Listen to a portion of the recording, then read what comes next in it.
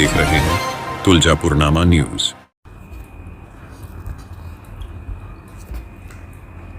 दीपक चौकात गाड्या पार्क करून मान्यवर पायी, मग महाद्वारापर्यंत पोहोचलेली खासदारांची गाडी कोणाची?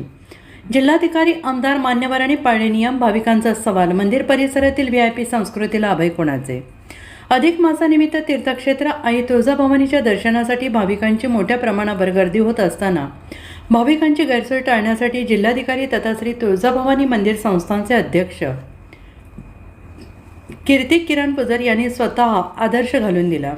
दिनांक 13 जून रोजी त्यांनी आपली गाडी दीपक चौकात पार्क करून तेथून पायी चालत मंदिरात जाऊन देवीचे सहकुटुंब दर्शन घेतले। त्यानंतर त्यांनी मंदिर परिसरातील जीर्णोद्धार आणि विकास कामांची पाहणी केली। विशेष म्हणजे पुणे स्थानिक स्वराज्य संस्था मतदारसंघातून राष्ट्रवादी काँग्रेस पक्षाच्या वतीनं विधान परिषद बिनविरोध निवडून आलेले आमदार विक्रम काकडे, लोकमंगल समूहाचे अध्यक्ष रोहन देशमुख तसेच केंद्रीय मंत्री नितीन गडकरी यांचे OSD मनोज वाडेकर यांनी दीपक चौकातच वाहने उभी करून पायी मंदिरात प्रवेश केला।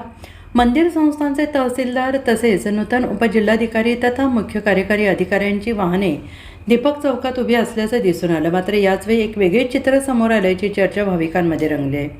शिवसेनेचे एक खासदार असल्याचे सांगत 2 वाहने थेट महाद्वार परिसरापर्यंत नेण्यात आल्याचा आरोप करण्यात आलाय।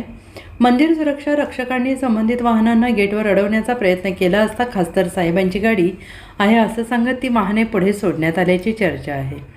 जिल्हाधिकारी, आमदार आणि अन्य मान्यवरांनी नियमांचे पालन करत पायी मंदिर गाठले असताना संबंधित वाहनांना मंदिर परिसरात प्रवेश कसा मिळाला? हा खासदार कोण? त्यांना विशेष सवलत कोणाच्या आदेशाने देण्यात आली? असा संतप्त सवाल भाविकांकडून उपस्थित केला जातोय।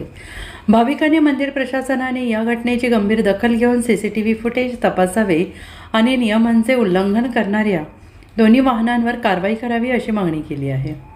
नियम सर्वांसाठी समान असतील तर ते खासदारांना सुद्धा लागू झाले पाहिजेत, अन्यथा सर्वसामान्य भाविकांसाठी एक आणि VIPंसाठी दुसरा नियम का, असा प्रश्न आता तुळजाभवानी दरबारात उपस्थित होत असून मंदिर प्रशासन याबाबत कोणती भूमिका घेते याकडे भाविकांचं लक्ष लागून राहिलं आहे।